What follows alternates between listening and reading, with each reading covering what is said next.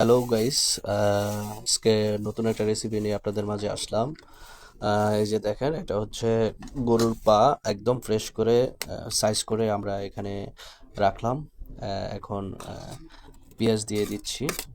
Pressure কুকারে রাখলাম, pressure কুকারে রেখে এই যে পেঁয়াজ দিয়ে দিলাম।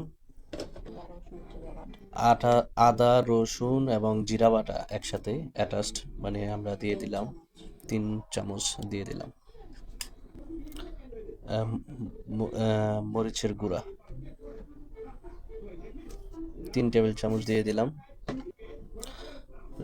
পরিমাণ মতো লবণ দিয়ে দিলাম, যতটুকু আপনারা করবেন আপনারা অতটুকুই দিয়ে নেবেন। তো লবণ দিয়ে দিলাম। এখন আমরা হলদি দিয়ে দিব, যে হলুদের গুঁড়া দিয়ে দিলাম পরিমাণ মতো। সাথে দুইটা তেজপাতা দিয়ে দিচ্ছি। এখন আমরা কিছু এলাচ আর হচ্ছে দারচিনি দিয়ে দেব। এলাচ দিয়ে দিলাম, আর এই দারচিনি দিয়ে দিলাম। গরম মশলা দিয়ে দিচ্ছি। গরম মশলা দিয়ে দিলাম 1 চামচ। অল্প একটু তেল দিয়ে দিলাম। এখন চুলায় বসিয়ে দিলাম, এই যে চুলায় বসিয়ে দিলাম। এখন আমরা হচ্ছে আপনার এই যে প্রেসার কুকারের আপনার হচ্ছে মুখটা খোলা রাখবো। খোলা রেখে একটু কষিয়ে নিব, তারপরে জাস্ট মুখ আটকিয়ে দিব একবারে। দেখতে থাকুন। একটু নাড়াচাড়া করে মিক্সড করে নিচ্ছি।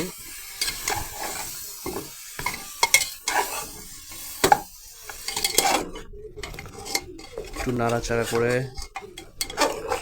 দেখে নিচ্ছি নিচে যেন লেগে না যায়।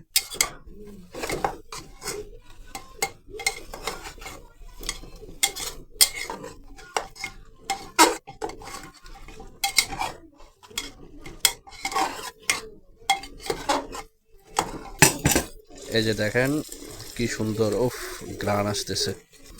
এখন একটু নাড়াচাড়া করে পানি দিয়ে একবারে বসিয়ে দিব। এখন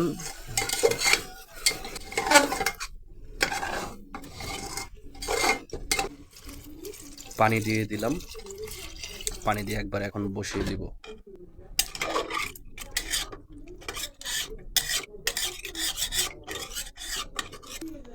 একবারে আটকিয়ে দিলাম সবকিছু দিয়ে, পানি দিয়ে।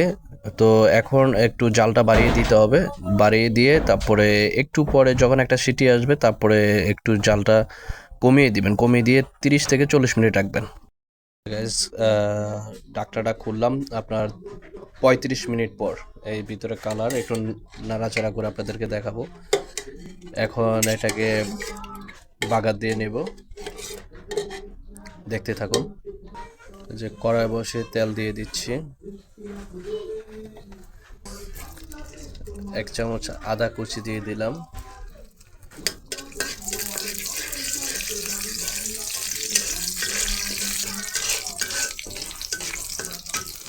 রসুন পেঁয়াজ দিয়ে দিলাম।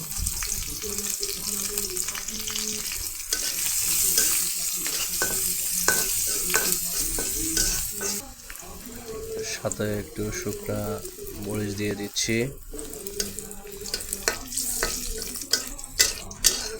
জিরা গুঁড়া দিয়ে দিলাম কয়টা।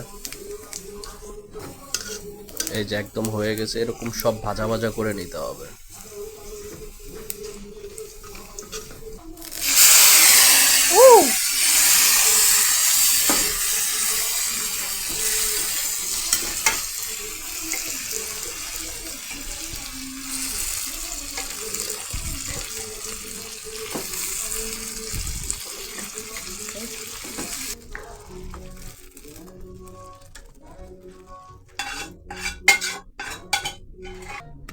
এখন বাগার দিয়ে দিলাম, একদম কমপ্লিট। এখন এভাবে 10 মিনিট একটু হালকা জ্বালিয়ে নিতে হবে, তারপরে ফিনিশ। এখন একটু গরম মশলা দিয়ে জাস্ট এটাকে নামিয়ে নিব।